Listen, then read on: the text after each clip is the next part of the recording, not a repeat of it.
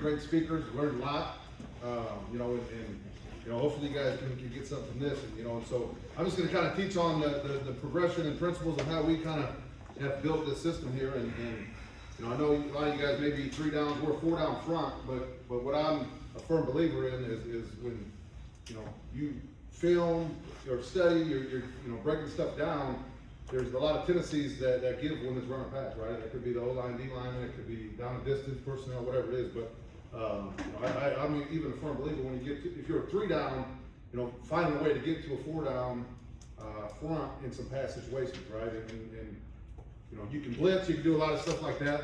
And what our system is kind of built on is really pass lane integrity and eliminating the bubbles, even from a run standpoint, but that's kind of the philosophy now for the pass as well, right? And so when you start blitzing, you're slanting and moving, and like Coach said, a lot of times you're slanting there, sometimes you get washed out of there, right? And you create big seams, for quarterbacks to step up in, or even pass lanes that they can step up and see down the field there. So I'm a firm believer just being in 4, keeping it simple, and then obviously kind of teach you guys our philosophy here.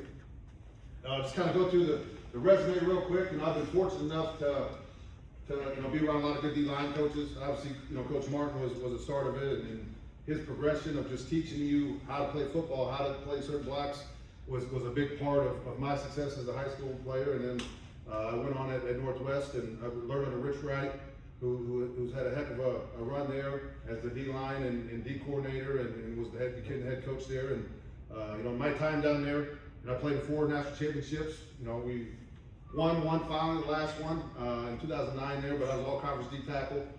And then once I was done playing, I got my first opportunity to coach at Omaha Concordia High School, right? And another great opportunity for me. Steve Warren, former All-American in Nebraska, was the second round draft pick to the Packers.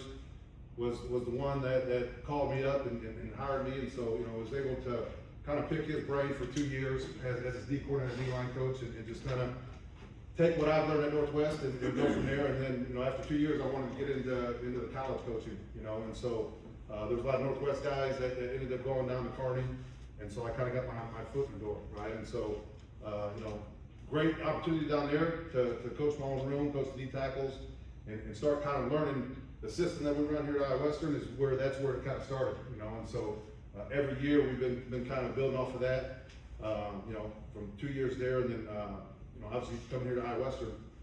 Coach Tollison is in the room here. Coach is like my brother. We played both at Northwest Missouri State. He was a year before me, but we've my uncle was his good, was one who recruited him, and then my other uncle was his teammate. So they were good friends, and so we became pretty close. But he was the big reason why I ended up over here after he retired in the league. He was volunteering over here and kind of got my foot in the door here. But my time here has been awesome, especially with him. He won 2 Super Bowl rings with the Giants, and then those Giant D-line are probably one of the best of all time in history, with Strahan and OC and JPP and Dave Tollison, right? But that was a big part of where I started to learn. Like, obviously, stopping the run was always a big identity of what I did, and so when I first got here, I studied that film and just kind of the philosophies of his D-line coach. He had a little, pass rush Bible and studied it, and then started trying to implement it within our system and how the rules would work, and start creating my own rules and stuff like that. So that's the biggest thing too. It's always about learning. I mean, even after every year, I kind of evaluate what worked, what didn't work, and then try to find different ways to teach things, right? Simpler ways, and then obviously. You could never stop learning, right? That's the big part of this too. Is I like getting coaches together, and then even after this, hopefully after we went to social, we can talk ball, and there's different ideas of just how people teach things, or even wording. Some of the fundamental stuff in here, I just kind of put some coaching points that I always use, just to throw them out there so you guys can get an idea of kind of that. Our success at Iowa Western, so this is. Going on my 10th year now, and we've had a lot of success here. We've played the last 5 national championships. We won 3 of them. We've had 20 All-Americans in that 9 seasons there. We've had 51 FBS defensive linemen, 23 Power 4. And then we've had 10 guys play in the NFL. with 5 NFL draft picks, you know, and so, cool part. We'll have 3 of the 5 NFL guys here this weekend, right? And so Jordan Vandenberg, he's got to be in Chicago on Monday, and so he had some logistic things where he was upset, but he couldn't make it work. But you know, we'll have Perrion Winfrey, Quintrell, Bobby Travis for the Giants, and then Ontario Thompson with the Falcons. You know, so I think that's awesome. And part of that was why I kind of got this started, where you know we have the freshmen here right now, but it's really getting those guys see the college guys that come back, and then they get to see, obviously, the college guys get to see the NFL guys come back. So it's kind of that vision of everybody comes here so they can go play Division I football. Everyone's dreams are to play at the next level, and then obviously NFL if they get that opportunity. And so it was really awesome seeing last year that transition of seeing like, hey, this is the vision in real life of like this kid was in the same meeting room that you were in. He slept in the same dorm room that you slept in. He ate the same cat. And so just kind of give that vision. And that's where I thought, hey, let's open it up to high school kids, and obviously it's a good chance to evaluate players as well. But I'm always in the camp stuff. Like when I go to camps, like yeah, it's about evaluating, but for me, it's more about the development piece of it, right? And so I always want to try to give back and help out in any way I can. And so I thought, obviously, this would be a good opportunity for it. And then last year we set the record with 74 sacks in a season, which it just blows my mind. When you get to that point. Because we've had 226 sacks in the last 4 years. 22 we had 56, and then the 23 team we had 63. And I was like, there's no way that's ever going to get beat. And then that was the part where I challenge these guys every year. I always talk about, they're the best defense in the country in 22, and they're the most sacks, and they kept pushing the standard and pushing the tempo, and they beat the record before we even got to the playoffs. So it was cool to see. Those guys really step up and we always say raise the standard, and so it was awesome for those kids to be able to do that and obviously go out on top. Here's kind of my philosophy here too, right? And so I always say it's a championship mindset, right? And so it's the things you do on a daily basis, right? You got to have champion habits and champion behaviors daily in the classroom, in your off time with your free time. What are you doing? What are the decisions are you making? And do those daily habits match your goals, right? Because if they don't, then obviously they're not aligned. I tell guys every day to show up. I mean, that's the biggest thing. Half the battle is people don't show up. It's either they're missing for whatever reason it is, right? Could be sick, could be tired, there could be just having a bad day. But if you just show up, that's half the battle. And then once you get there, you gotta have high energy, right? And I always say, be excited for the opportunity. When you're thankful for what you got, you can take advantage of a lot of the good stuff, right? But when you start thinking about the things that you don't have or the things you want, you kind of lose focus of that. But when you have high energy, you're obviously excited for the opportunity you got. And then 4th and 1 effort, and so I always tell the guys, like, hey, it's 4th and 1 on the goal line for the national championship. What type of effort are you going to have in that moment, right? And if you can match that moment every single day, right, then you're going to get the type of effort you need in order to become the player you want to be. And then embrace the grind, right? It's not easy, right? And we've gone on a good run here every year. The challenging part is every year, then we're having a whole new team and trying to do it again. But I think at the end of the day is you have to get your guys uncomfortable, right? And one of our quotes that me and Dave always said, get comfortable being uncomfortable, right? And that's the part of what we try to do is you keep it simple, you let guys grow, and then you gotta keep them on their toes, right? You can't just let them be complacent. You gotta find different ways to challenge them. You gotta find different ways to push them. And as they continue to match that call that you do when you put them in tough situations in practice, in drill work, over time, those guys start to build confidence within themselves, right? And so it's just continuing to create adversity for the players, in a good way. But in fall camp, we'll start off where the guys are hitting the sled 10 reps in a row, right? And so the coaching point is hey, when you get to your 10th rep, what does it look like, right? Are you executing the fundamentals, or are you focused on being tired, right? And so it's really getting them out of the comfort zone, and then when they start having terrible, if it's rep 5, 6, 7, 8, those are the coaching points now, right? Where you got tired, and so you're focusing now on being tired instead of focusing on things you got to execute, right? And so it's just trying to create different things to put them in some adverse situations, and then accountability for your actions, right?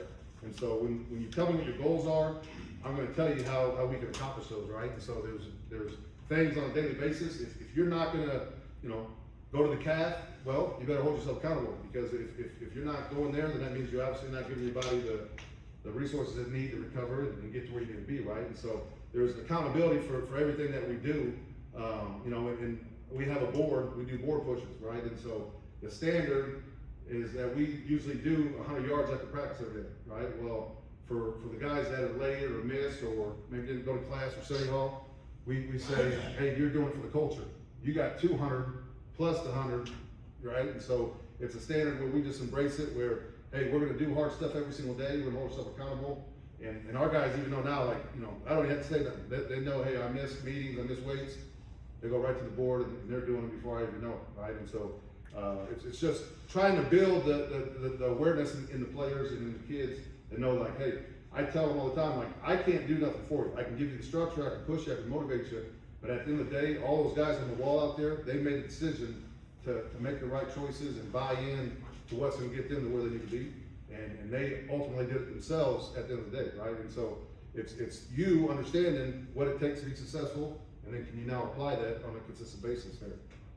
Then when it comes to our D-line play, just kind of like everybody else in here, I mean, you have 4 coaches that have had success at every level, from high school to JUCO to D2, and it starts with the fundamental foundation, right? I mean, if your kid can line up, use his hands, get off blocks, all right, you're going to have a lot of success, right? If they can't do that consistently, right, then you're going to be the ones getting the business, right? And so fundamentals are every day, and like everyone says, you can never have enough, right? And so we always start 15 minutes before practice. We call them pre-practice. Hey, practice starts at 7 in the morning. We're out there at 6:45 every day, right? And so those are our non-negotiable every day. We have in tomorrow. We'll do our pre-practice stuff. That's what we do every single day, right? It starts with kind of our agility bags where we warm up.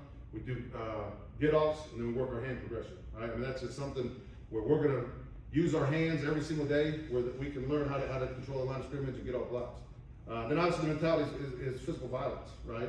And it's everybody talks the same thing, right? I mean, when you wanna be the best, you gotta have that mentality every single day. You can't practice soft and expect to be hard on Saturday, right? So you have to come ready to go every single day, right? And you have to, have a mentality that, you have a good competition with the offensive coordinator, the O-line coach. That is healthy, right? Because at the end of the day, you guys are competing against each other more times than, you playing against other teams, right? And so when you can, create that competitive, awareness within each other, you're going to play faster, you're going to play more physical, right? And so those are the things where you try to find ways to compete, find ways to make hits violent by, doing certain drills where they're striking with their hands only, like striking with their hands and hips, and just trying to put all those progressions together. But at the end of the day, it's either you're going to get hit or you're going to be doing the hit, right? And so it's just having that mentality. Starts with stopping the run. You got to earn the right to pass rush. And then when it comes to our pass stuff, like, yes, we want sacks, but it's about affecting the pass game, right? So it's getting to the quarterback and getting him off his mark, right? If he's not able to step up, if he's not able to, be on a point where he wants to throw, then obviously we're going to be able to affect him in that way. And then once you start hitting them over time, those opportunities will come where you get sacks. And then, my big thing here, and I know Coach kind of hit it on, when it was early in the season, playing guys, we have like a 5 to 6 max effort, where after 5 or 6 plays, if you're still on the field, we're getting a new group in there, right? We rotate a lot. When we played 12 guys, we had, I think we had 14 traveling to the national championship game this year, and 9 of those guys ended up going on and playing college football, right? But it obviously helps early on in the season when it's hot. You rotate, you keep you guys fresh, but as you do that early on, that's obviously going to build you a lot more depth down the road, right? So when you get into, the week 8, 9, 10, 11, you're banged up, well, you have guys that can step in like there's nothing wrong, right? And it's a lot of that is one, that you start to build a little bit of confidence. They get their feet wet, they get some experience, and then, as the season goes, right, they start to improve, and I think I tell my guys all the time, if you're traveling, you've earned the right to play, right? And so there's going to be situations where,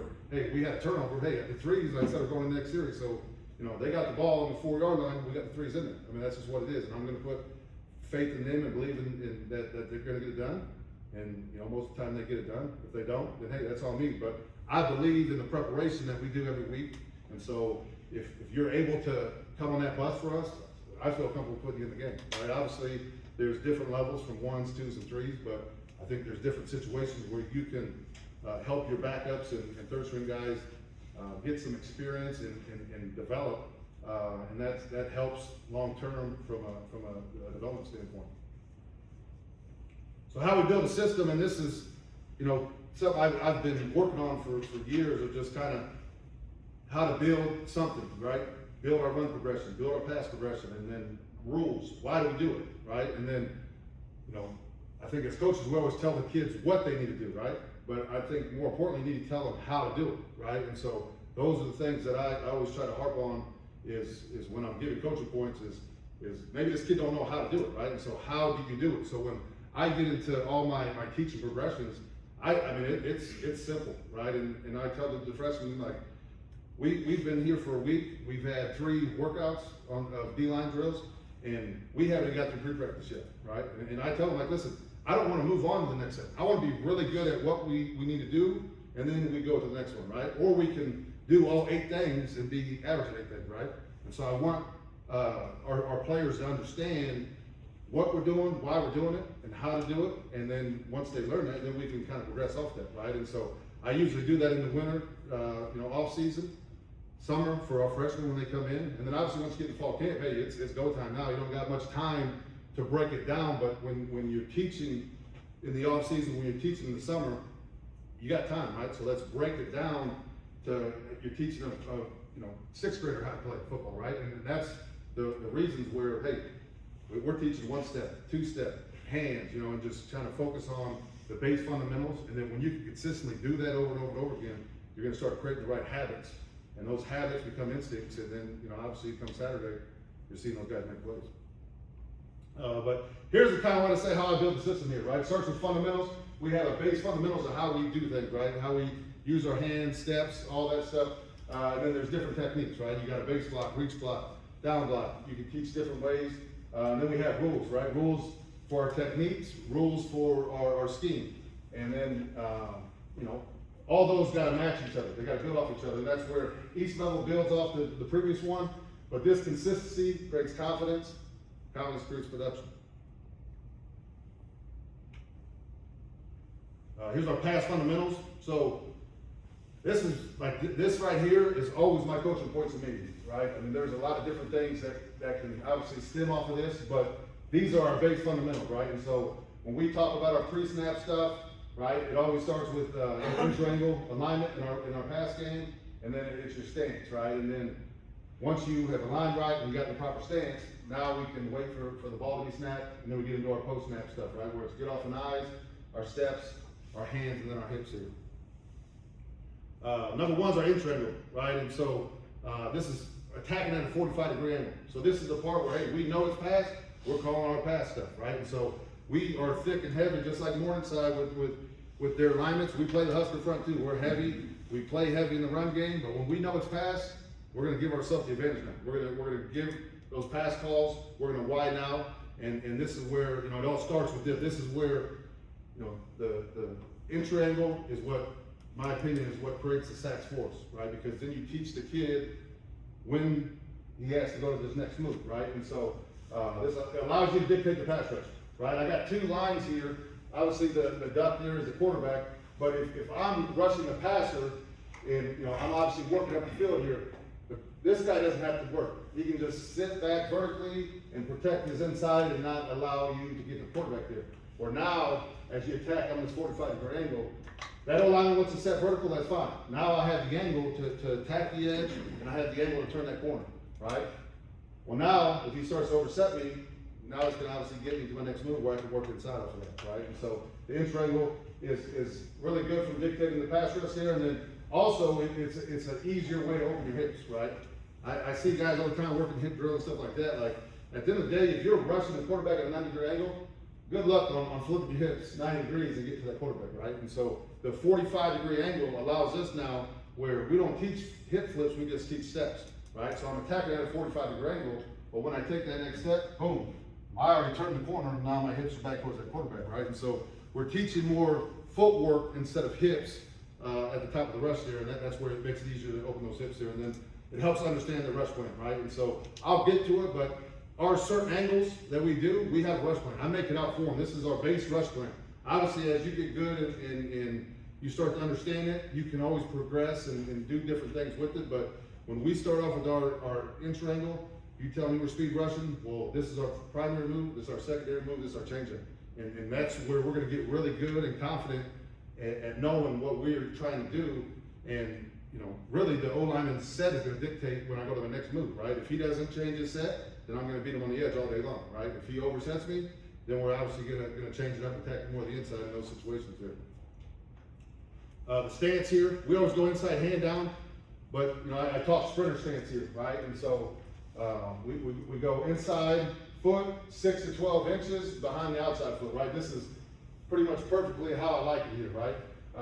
Inside hand directly under chin, off hand cocked in my hip pocket here, right? And then we have about 7%. There you go, coach, right? 7% of your weight should be on your outside foot here, right?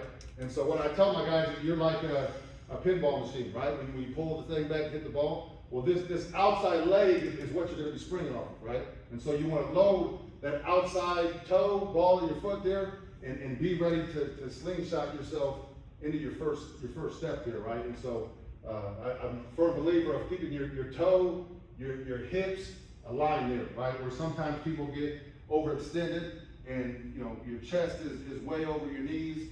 Now you lose all your explosion, right? Think of like when you hang clean, you got your hips and feet underneath you, right? And so I want to explode out of our stance so we can, obviously gain steps is what I'm going to talk here next to, but that's where when I can spring, I can give myself a really big step there, and then that also helps with the foot here, right? If that foot is really cocked back here deep, well, I'm not going to be able to gain as much ground on it, right? So when you can keep it about 6 to 12 inches, it allows you now to gain a little bit more ground on your first step when you get to that situation now. Right, get off, right? Eyes, our visual key in the pass game is the ball. Okay, and the reason for that is we know we're rushing. We're rushing our inch angle. I don't really care where the O-lineman is.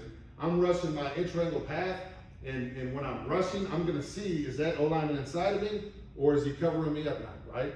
And once you see him cross that inch angle path, now we can go into our next move, right? So I'm not too worried about his initial set. I'm more worried about seeing that ball, right? And that ball typically is gonna move before a lot of times the O-lineman move too, right? So it can give you the opportunity to win the first step there too. All right, and also, when we get into third down situations when we're doing a lot of this, right? And so you're gonna get a lot of hard counts. You're gonna get, either checking with me so they can see what type of coverage or blitz we're in, or they're obviously trying to get us to jump so they can get a free play with it, right? And so that's where, hey, if you're focused on the ball and that ball doesn't move, then you should be doing your job, right? But when guys jump, I use it all the time in meetings, like, right, our offense will do it, they'll go on one all camp, and then by week 2, they go on 2 the whole time. And we're wasting practice because we jump all sides the whole day. But when we come in here, we use that as a coaching point, right? And so it's focusing on the ball. We're not worried about the snap count, right? So I always say eyes and instinct equal reaction time, right? You win the first step, right? You're going to give yourself a chance to win the rep, right? That's what the elite pass rushers do. Great get-offs that disrupts the fundamentals of O-lineman, right? And so if you're able to beat that O-lineman with the first step, he just can't set and stay square, right? And once you get him on his heels, right, you're going to get him to start turning, you're going to get him to start panicking. And so I'm a firm believer of get-off. We work that every single day. That's something that, as any D lineman, run or pass, if you can't get off the ball, you put yourself behind, right? And so you have to train it over and over and over again. And again, it's all about that reaction every time. Steps, right? Triple G, gain green grass, right? And so, your feet are going to get you to the fight. I say it all the time is our alignments, we're wide, we're far away from that guy initially to start the rush, but when we get to our post-snap stuff, like, we're trying to get to the fight, right? And so the way to do that is my feet are going to get me there, right? And so it's a race to our inch angle. So wherever our inch angle is, if it's 2 yards, 4 yards, I'm in my stance, and I'm racing him to that spot. I'm trying to beat the O-lineman to that spot. Obviously, if he beats me, and it tells me I got to go into my next move, right? But the key is to get to our point and beat him, right? So it's closing distance between you and that O-lineman as fast as possible. These are some base rules that we use for our contact point, right? So for our D ends, we're typically should be making contact by our third step, and then for our D tackles, it's our second step. Our hands, right? And so PVR, this is a thing that, you know, I've worked on kind of last year going into the off season, and I thought it was good, right? It stands for position, reaction, and violence, right? So position, and you guys are gonna see me coach a lot of this tomorrow with our kids, but every time we do drills, from a warm-up standpoint to anything, like, I don't want my guys doing this, right? Just running like we're playing, you know, a track meet or something, right? Our hands are always gonna be ready for the fight. So when we're doing drills, I want my hands up, I want my elbows in, and I wanna be protecting my chest at all times, right? Because when you get into the pass rush situation, right, that's what they're trying to strap, right? When I'm there, I can punch, I can swipe, I can chop, I can use all my moves within that moment there. So you have to train that, because these young pups is already the thing where they're out there and everyone's out there just running around with their hands up. Like, it's a fight, man. You're about to get knocked out, right? You better pick your hands up, right? And so we know where that O-line is going to punch, so we're going to protect it, right? And so when you have your hands up, I mean, there's times where you may not even use the proper hand movements, but your hands are in the way, and it causes a disruption there, right? And then comes the reaction, right? We're going to react off the set. We're going to react off the punch, right? High punch, low punch, no punch. We have rules. We have ways of how we're going to attack that stuff when we see it, right? Obviously, it starts on film. And then when we get in the game, things can change, right? And so we dictate that, have a plan going in, and then we adapt as it goes. You know, and then your hands are weapons. You got to be violent, right? We're not out there playing patty cake. We're not out there just trying to, you know, be someone's friend. Like, when we use our hands, I'm trying to physically assault that guy. That's why I love football, is I can go out here and beat the shit out of this dude, and I don't get in trouble for it, right? I got trouble, you know, in school, fighting kids in the bathroom and doing all that stuff, right, Coach Martin? All right, but you know, but that's the part is, hey, you learn how to control it. You use your fundamentals, strong hands when you're the fight there, right? And so I said your feet get you to the fight, your hands win the fight. Then at the top of the rush, right? Once we make contact, right? Toes, hips, and shoulders. THS here, right? And so there's just a couple different things. I just always sell this stuff, but GTQ, get to the quarterback, whatever it is, right? When we make our contact on the O-lineman, right? We have to make sure our toe is pointed towards the quarterback, right? Because when your toe is pointed, and that means your hips are pointed, that means your shoulders are going to come, right? Where people are working hips, people are working shoulders. I think the toe is what's going to open you up to that point, right? And so we work a lot of the toe first at the top of the rush, and I always say it starts with your contact step, right? So as I'm working my contact step, that toe should start to slightly already open up, right? Because obviously with our inch angle, we're already at that 45-degree angle, right? And so that toe, wherever it's pointed, is where your hips are going to go, right? If my hips are straight vertical, well, as I'm rushing, I'm going to stay vertical, right? I'm going to get washed by, quarterback's going to have passing lane to step up in, right? And so we teach that toe brings your hips bring your shoulders, right? Top of the rush, right, is bend, pressure, and turn. And then, you know, also with hip turn, right, it brings your shoulders, right? When your shoulders turn, you reduce the surface area for that alignment of punch, right? And so it gives you the opportunity to you know, make that point where you get your shoulders and hips turned in. Right, our pass techniques, right? So we use those base fundamentals of just how we do things on a daily basis of just rushing, making sure our base fundamentals are what they are, and then obviously now it depends on what we're getting, right? And so it starts with our entry angles here, and then our feet, and then our hands, right? And so for my DNs, we always work speed to power first, right? And I've seen a couple other coaches do the same thing, and this is what I a firm believer in kind of our identity as a pass rusher here, and so our DN speed rush entry angle is at 4 yards off the line of scrimmage here, right? And so when that O-lineman's set up, I always say, like, there's a line of scrimmage, right? Typically his inside foot's already a yard off the ball because he's back on the center's heels, and that outside foot is already kind of pre-kicked about at 2 yards, right? And so I say 4 yards from the line of scrimmage, or about 2 yards off his outside foot, right? And that's where I'm going to attack right away. And so I'm going to try to go beat him to that point, you know, and we're going to work, obviously, our speed rush off of that. That's our primary move. Our counter is if he beats me to that point where I'm rushing, I always say, if we're even, I'm leaving, and I'm taking the edge, right? if I'm rushing and he's beating me to my point, now we go speed to power, right? When I go speed to power, he's obviously got my edge taken, so now when I go speed to power, I'm gonna attack the inside shoulder, inside hip there to try to win through the inside hip. The speed to power is really good too for athletic quick guys, right? I mean, we've had a lot of fast kids off the edge where then you get linemen really set and going. Well, when they're able to run as fast as they can for their first 2 to 3 steps and then turn it into a power rush move, one, you catch the tackle off guard, and then two, now you're letting that athlete get running full speed and then go hitting an lineman that's not expecting him, right? And so you can see we had a kid, Walt Gray, a couple years ago. I mean, he was 210, 215 pounds, but he would get going. He would get those old linemen to turn their shoulders, and boom, he would go attack and really did a good job with that speed to power, right? And so this is our primary stuff that we teach our DNs initially here. Is like, hey, your main objective is to run speed.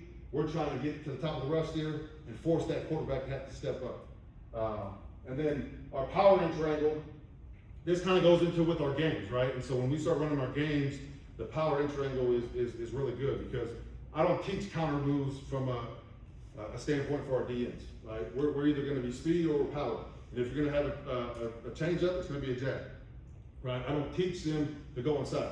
We're going to teach that we're going to keep the contain rush at the top of the rush and force that quarterback to have to step up to our deep tackles there, okay? And so, that allows them to get confident in what they're doing, right? So when we start fall camp, they're working speed. And it allows them now, when you give them the tools of what they need to do, well, these are the only 3 moves they're working. They're working speed. Well, if you got the edge, you're gonna keep working speed, right? You shouldn't just turn it into a power rush move, but then when they start getting overset, now they can see, hey, this is when I power, right?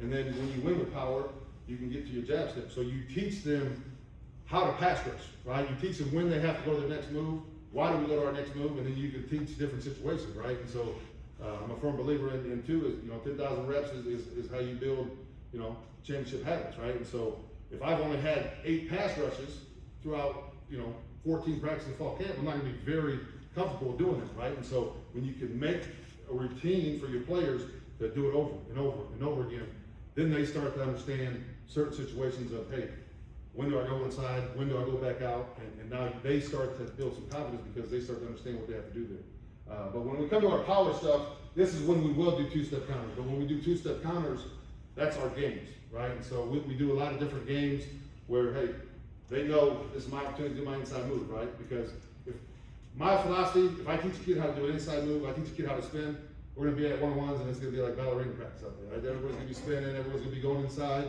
and it creates bad habits, in my opinion. So the power in triangle comes, day 4, day 5, when we start putting our games in, right? And so I teach them, hey, the first move is we're gonna attack the old lineman at his 2 yards, so we're aiming at his heel. We're gonna attack the edge here. He oversets me, bang, there's my 2-step counter. I'm right up in there, right? Once I beat him inside, he's gonna sit. Now we go into our jab step, right? And so it allows you to teach now a different progression. And then when they get really good with the speed, now they start to learn the power. Now essentially you have 6 different moves there that they can kind of mix up the pass rush, right? And I've had kids that have used power rush moves, power in triangles to set up their speed rush, right? They get that O-lineman to start setting short, protecting inside, and then they mix it up and throw that speed in there. Now it allows those guys to win with speed, right? And so, the speed rush, winning the edge, it's hard. I mean, you're not going to see too many guys win off the edge, but it allows us now to set the tempo of how to get to our progression, because you force that alignment to get deep, and then now everything else opens up off of that. For our inside guys, like I said, everything is power, right? And DNs are going to force quarterback to step up. We're going to push the inside to the quarterback's face there, right? And so our power in triangle, kind of the same concept for our DN there. We're going to go power, right? Our run progression goes right with our pass progression. So how we teach squeezing blocks, disengage blocks, it transitions right into our pass game. So we teach the power edge. I'm going to go attack the edge. It's a vertical set, and I should obviously be able to squeeze the A gap. Quarterback comes to me. If the O lineman oversets me, I'm still going to go power edge. He sits. I'm going to stack myself back inside and use that pressure. I also can do, hey, he oversets me, 2-step counter right off of that. The cross power here, and I'll get to it a little bit more, but with our defense, I mean, we were, I think, 79% base pass rush, we ran games maybe 16, 17% of the time, and we blitz 3% of the time, right? So, I mean, we aren't blitzing, we're just in our base stuff. So, a lot of times we can dictate what the pass rush is, right? And so, we usually set everything to the back, right, where we can have our 5 and our 3 rushing, right, to the man side, and typically, you know, our nose is going to get the slide side over here. So, what we typically do is try to work to that guard first, right? Because if it's, you know, for me, 3-man slide, right, man with the slide, or if it's, you know, big on big, that guard is either going to be sitting in here and helping out, or he's going to really get out of there, right? And so the philosophy for the nose is, hey, we're going to get double team, let's try to create some spacing, right? And so I'll have him go attack the guard's outside pit right now. If that guard would jump out with a big gap on slide protection, then boom, we're going to obviously jab and just work right back to the center because he's creating space for us. A lot of times that guard will sit in there, and so what I do is I like to work to the big gap to force him to move. Well, once he starts moving, now we're creating spacing for us to work back inside once we get to the top of our rush here, right? But these are just kind of the starting points of the entry angles of what we do. Feet position, and so I think this is important as far as where your feet are when you're working these moves, right? Because, you know, it's already a habit, you know, all these young guys will work speed rush move, and the first thing they're doing is just trying to run around people all day long. Well, that's not going to happen. You're just going to get washed out, and so it's teaching them where the proper footwork should be, right? So when we speed rush, right, essentially my inside foot should be his outside foot, and I want that to happen, right? And it's not going to be that close. Obviously, when I get to my third step, I should be in striking distance where I'm threatening this dude where he's going to have to set and punch, right? And so the point of how tight these are is just to show where that foot should be. So if your inside foot is to his inside of his outside foot, well, now he's starting to feel threatened here. You're going to get him to set his feet and punch. Well, now that's going to allow me now to shorten that edge and work it, right? And so it's making sure that we get him to threaten. If I just go and try to run around him, that old lineman's going to see me working out, and he's just going to turn and wash me out. But once I step to his outside foot, he feels threatened, he's going to set and punch, and then now, when I'm working my move, I have an edge to work around this, right? When we work our power rush moves, right, I would say don't work down the middle, right? But what I'm not saying is my feet and hips are going to be square to that alignment, right? My feet and hips should be square on him. When I strike, what's the alignment going to do? He's going to sit and anchor, right? Well, that's what we dictate on our power rush move. We're working edge or we working inside, right? And so when I strike and he sits, we're going to work to that edge. So when he sits and he starts to feel pressure here, he's going to start moving his feet now, right? If I'm opening up, I'm going to take it. If he starts moving his feet, well, now I got him right where I want. I'm pressuring, and I'm going to snatch him and go back inside off of that. If you know, obviously that's an overset, or hey, this is a big strong dude, he ain't giving me that edge. Well, now we're using that fundamental technique to set up our stuff. But I'm a firm believer in run blocking. We're going to attack on the angle. Same thing in our power rush. When I strike, I'm trying to go through that shoulder, right? If your foot, hip, and arm aren't working through it, then you're going to expand, right? You would see it all the time where guys work out where you got to work through that shoulder, because when you can really open up, I call it a bow and arrow technique. Is when you strike, boom, you press and you pull, right? So when you strike that dude's shoulders, you're going to be pressing through the outside pit, you're going to be pulling with that inside. But once he starts fighting and anchoring in, well, now all his weight's sitting on that outside foot, we counter off of it. Our jab step, right? So when you win with the power rush move inside, or you beat him with an inside move, this is where obviously the jab step now comes into play. You can't run a jab step until you've threatened him, you know, with a bull rush, or you've beat him inside, right? And so when we do this, right, we're stepping more to the crotch, to even sometimes an inside pit, depending on where that guy is. But again, it's getting him to feel, hey, this guy's going inside, this guy is coming at me. Get him to set his feet and punch, and then we change the angle once we get there. And then the counter move, right? This is more for my my D tackles, or even my inside or my D ends when we're doing our two-step counter stuff. But I want my feet when he oversets me, 1, 2, I want my feet to be square to him. So then on my next step, I can change the angle and get back vertical, right? And so I teach the footwork is important, right? When I tell my guys two-step counter, first thing they're doing, they're stepping out, right? And if that guy don't overset me, I step out, there's no way I can get vertical on my next step, right? And so it's about teaching to keep your feet tight. And that's the part for us too, is like I teach everything is we're getting vertical sets. Vertical sets. So if teams are coming out and they're 45, oversetting us, then it's gonna be a wrap. We're gonna beat them inside all day long, right? And we'll just start running games, right? But we always start the game with jet. But the thing is when you get those oversets, keep your feet tight like it's the same inch angle. But once he's covering me up, now I have the footwork to get myself back vertical. And that's important. Anytime you go inside, it's important to get vertical, because if you get washed it all inside, then obviously now those gaps are going to expand, right? And quarterbacks are stepping up, right? And so for me, it's about trying to collapse everything on the contact point. And if you get that alignment to set his feet with your footwork, now our hands are going to win us the fight. So it's making sure that the proper footwork, and again, this is all on contact points here where, hey, when my feet are there, this is what they should look like. Our hands, right? And there's a lot of different things we can teach, right? High, low.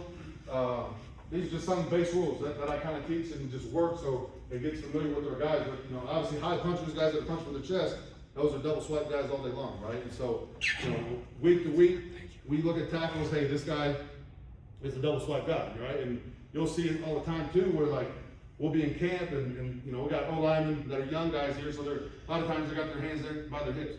Well, all these dudes are coming, they're trying to swipe and they're missing. They're like, Coach, I don't know I can't get their hands. Well, he's not punching, right? So you either got to go power in that situation, or if they're coming up, we work our chop, right? And again, it's understanding the frame of it too, right? Because a lot of people think, hey, I'm chopping out here. No, if I'm standing, my inside foot is to his outside foot. Well, he's punching right here, right? So when you're stepping to him, his hand should be right down your breastplate. So when I'm chopping across. Right? When I'm swiping right back in, right? And so it's about keeping your hands tight. And so when your footwork gets to where it needs to be, your hands naturally can work with your feet in those situations there. Then obviously if they're not punching, then obviously they're running through their face, right? They're not they had nothing to anchor. So if they're sitting, their hands are down, or maybe they're doing the one, or maybe they're trying to ghost and do all that stuff. All right, well, we're gonna run right through your face, and good luck trying to stop us here. Aiming point kind of is part of that too, right? Tight hands, if they're in here. We obviously work our swipe, but that's where forklifts come into play too, right? Forklift, I mean, I got in here too, low belly, you can low forklift too, but a lot of times for me, when we're forklifting, it's gonna be more high punchers, right? And so when you're going to power rush, and that guy's high, you a lot of times catch those hands naturally in those situations. Obviously with the low punch, it's just like the aiming point. If he's low on the belly, we're gonna chop that thing down. And then wide punchers, right? If they're coming out here, they obviously give us the inside. So it's about coming and striking, attacking that inside pit, or that's where you hit them with that jab, the hands come out. We work our jab, chop club off of that stuff there. Again, these are base rules. As we go, the good part, like for me, I only get 18 months with these guys, right? And so I teach them this base fundamentals, how to get it. If I get a kid for more than that, then we can kind of expand a little bit more on them because they understand it. But at the end of the day, it's about the kid just getting confident in doing this pass rush move. Our pass rules, right? It comes down to our rush lanes and counterpoints, O-line sets, and then the rush lane. And so this is what I kind of talked on earlier here. But this is important here, right? As far as understand where we're trying to rush, right? So when my D tackle rushes, right, we're going to make contact at 2 yards. I'm trying to squeeze this guy back to 3, right? Once I've got to 3, now I know I got to counter back, right? For my D ends, hey, once I get to my 5-yard mark, if I have to beat him, I got to go through the inside pit there, right? And so these are just kind of the points that show them, where they have to go to their secondary move, right? Or we have to obviously counter at these points here. But the part of this is what we're looking at here is pre-snap, right? Just like the run game, where's the bubble, right? We're either going to lose this quarterback to the B gap, or we're going to lose them to the A gap, right? Most quarterbacks, right? You obviously get some dudes that can run, that want to step up and take off, right? But for the most part, quarterbacks are usually just trying to escape out the B gap so they can extend the play, right? And so this is where that cross power comes into play here too, right? We got that 3-man slide coming to the right. Well, boom, I'm working initially to take away that B game, right? Joe Helly, who's at Indiana right now, he had 8 sacks for us, and that's all he did. He just bull rushed, walked the dude back, sack. walk to your back set. And again, those quarterbacks know where they're going to try to release that, right? And so it's about trying to do it just like the run game. Let's eliminate where they have to be. For my 3-tech here, right, we're expecting a vertical set, right? He vertical sets, I'm obviously going to be able to squeeze that. Once he oversets me, now 2-step counter through my end game, right?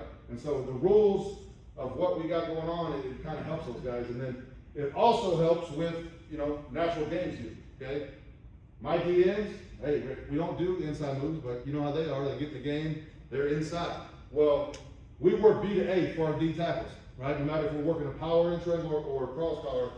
And so as they're working power, if they see a DN cross their face, boom. That means we're naturally wrapping off of that, right? And so it allows us to kind of play natural games in some of those situations, right? And so, hey, that D tackle or that O tackle jump set me pretty hard.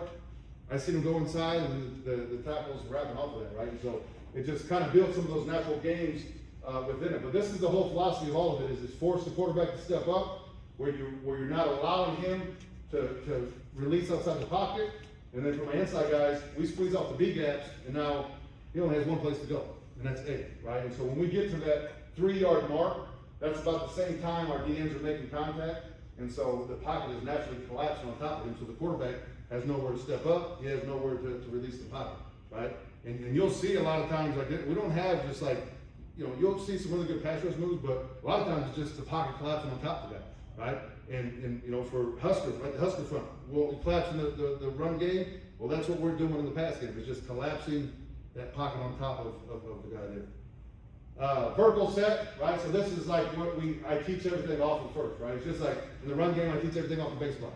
We're gonna learn how to play base block first. Once you learn the techniques of base block, now let's reach block. Now, right? It's the same thing here. Well, let's teach a vertical set, right? And when we get that vertical set, we should be attacking the edge, right? It's gonna be speed, it's gonna be power, right? Once they start oversetting, now we're gonna attack the inside, right? And so that could be a power rush move to the inside, right? That could be a power pop where I'm going to transfer something back in there. It could be a 2-step counter.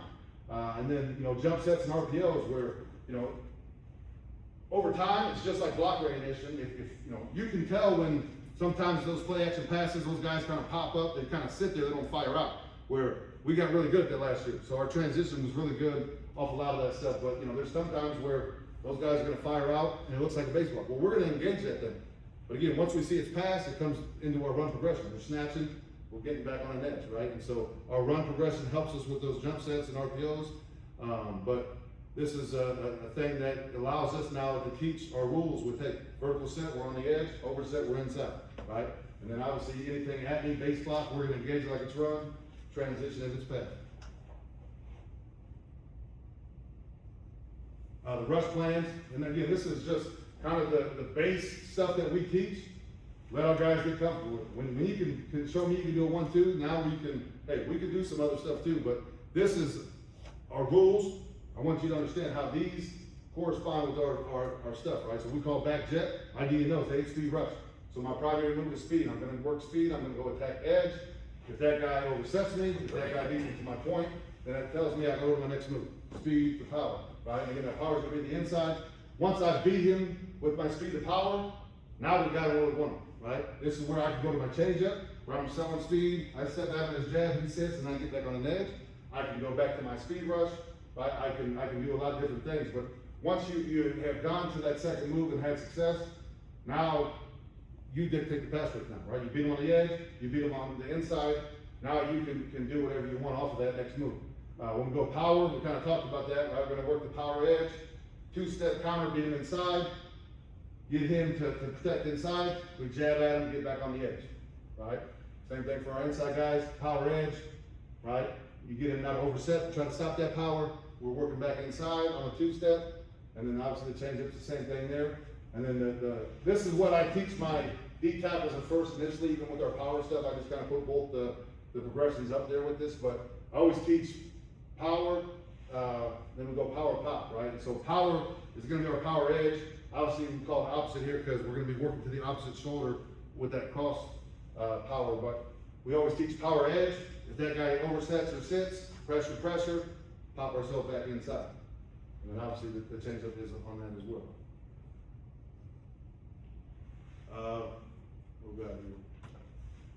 we'll have time here, but I'll kind of go through the last part here. So again, it's just understanding here protections, you know, pass fronts and games, right? Now we're getting into the scheme of it where, you know, all those rules now are coming into play here for our guys, right? And so again, we've built it up, right? We've taught, hey, this is the base way of how we're going to do things.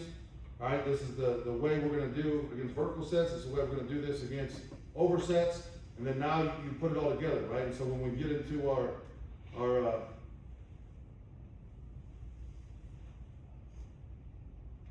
protections, I'll just skip over that here, just go to our scheme here.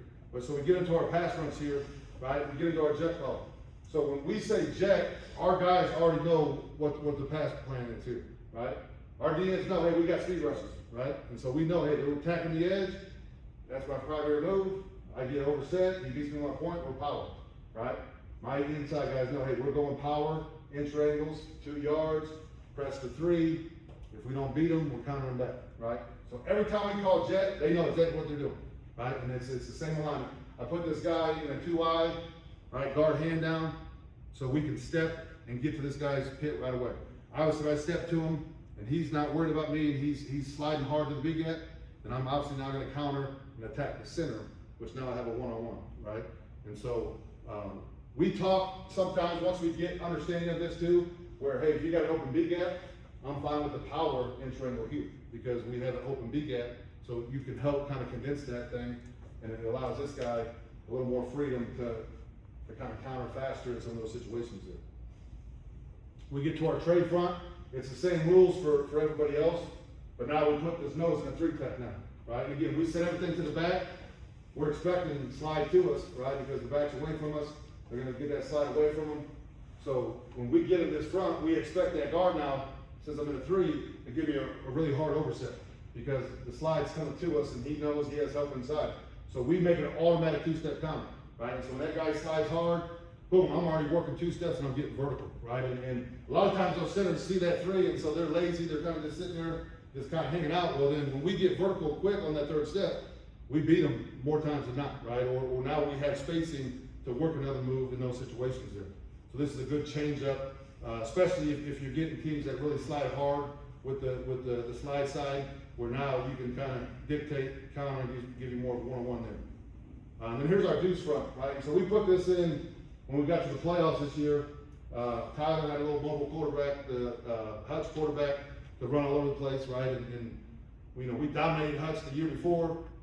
They had 6 third down and longs where we lost pass rush lanes on the quarterback and he took off running, right? And so that was the difference of us winning, 4 straight or losing, right? And so last year I said, it's not happening. We're just gonna go bull rush and put everything in this dude's lap, and that's what we did. So we just did power inch angles where they kind of still had, their jet alignments, and we just ran right through those tackles' faces. For my inside guys here, we treated it like our Husker front where we read the center, right? And so we were just reading the slide. If the center came to you, we were punching and getting vertical through his pit. If he went away, we attacked the A gap. If that guard was hard, we would snatch ourselves back into the B gap. Or if he sat inside, then we just took the gap, right? And so this was a good front adjustment for us where it eliminated, obviously, all the vertical run games for the quarterback there, and with a really good front for us there. So, and here's some of our games. Same rules, right? Inch angles go into our games. There's times where we speed rush, there's times where we, power, depends on what game, if we're first, if we're second, and kind of go from there. So, with that being said, is there any questions, guys, with anything, right? And I think at the end of the day, when you see all the speakers in front of us, it's football is not a hard game. It's simple. Make it simple, right? Have rules. Do it. Why?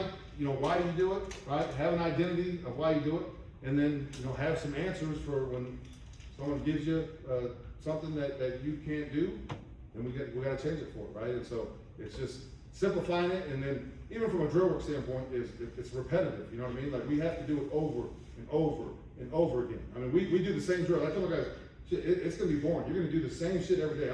We're not going to sit here and be just doing different drills just to do them. Like we're doing this because it's going to teach you how to strike with your hands. It's going to teach you how to get off the block.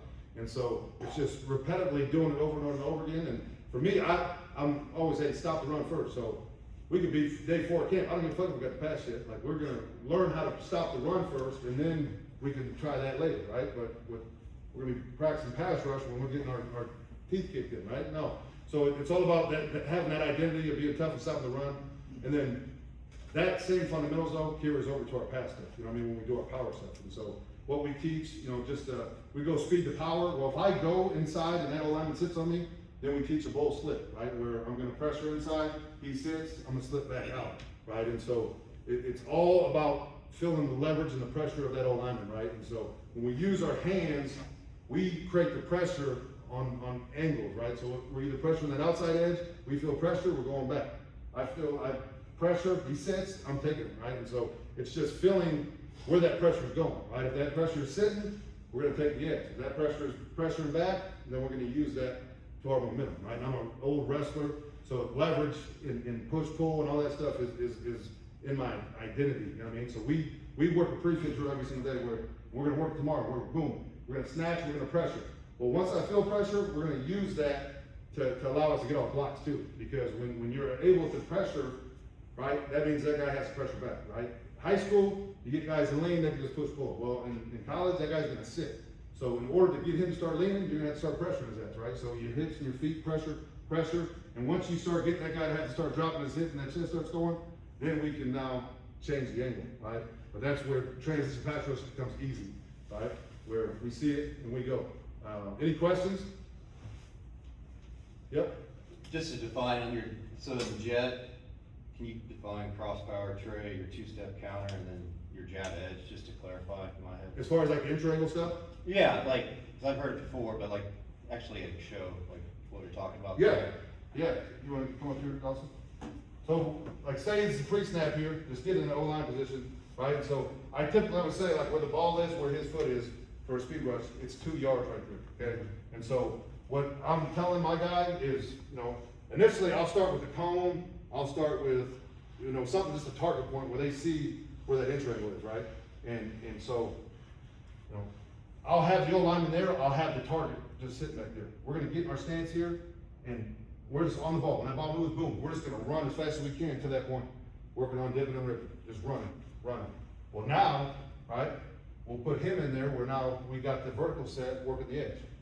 Now, I'm gonna give him the overset. I'm working, I see him oversetting, bam, I'm going inside. So you teach them that progression of edge, well, when do I go inside? When you see that, right? And part of it is getting guys comfortable with it, because initially with the speed rush is like, if we're at the top of the rush and just stay where we are, guys think this is a speed rush. Well, he's gonna turn and run me out of there. That's why I wanna be here, because when I come here, he's gonna set, and then we work to that edge off of that, right? And so it's teaching, hey, we gotta get to the fight, so he sets his feet and punch. Because if he doesn't stop his feet, he's just gonna wash me out of it, right? And then that's where now you now see great scenes up here.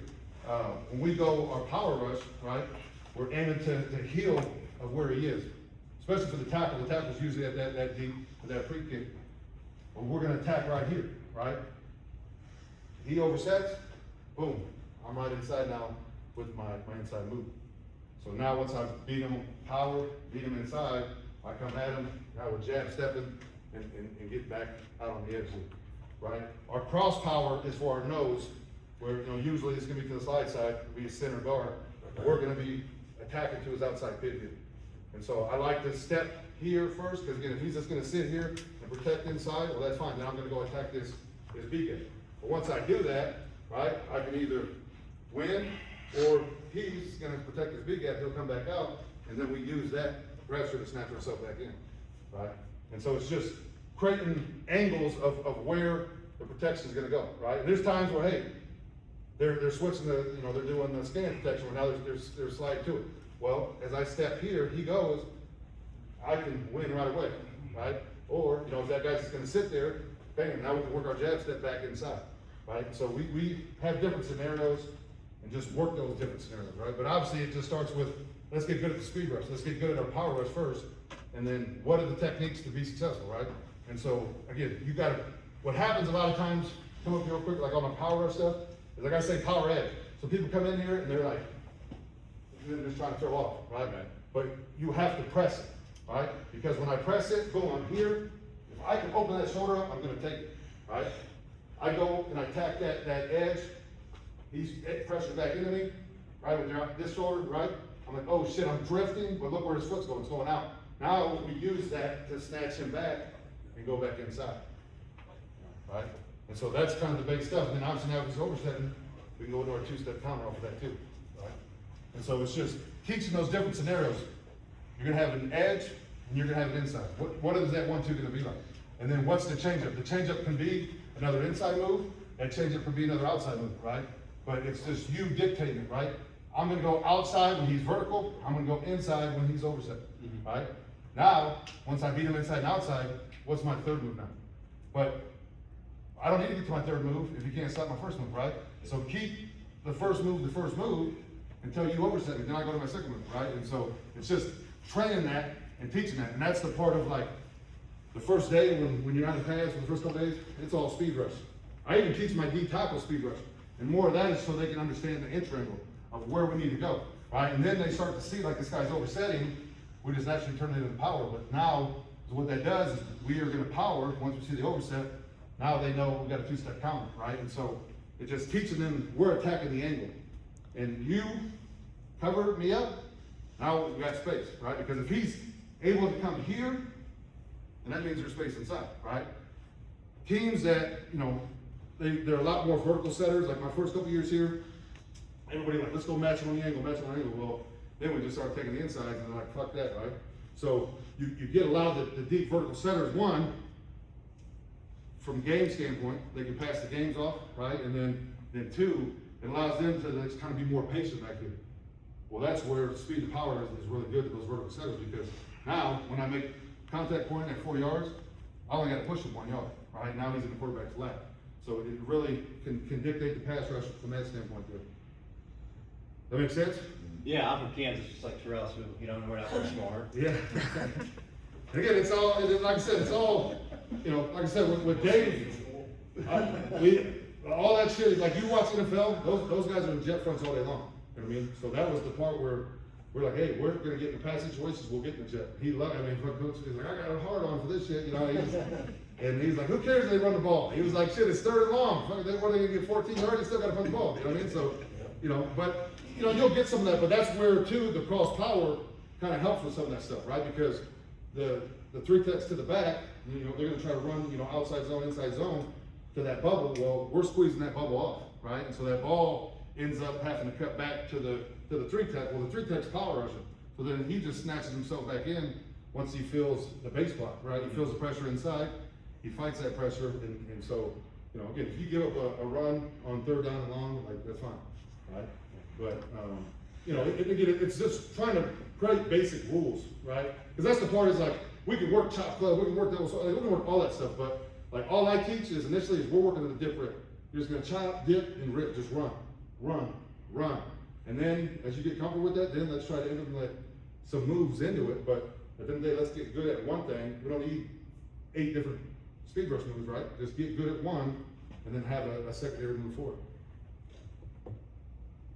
What else we got?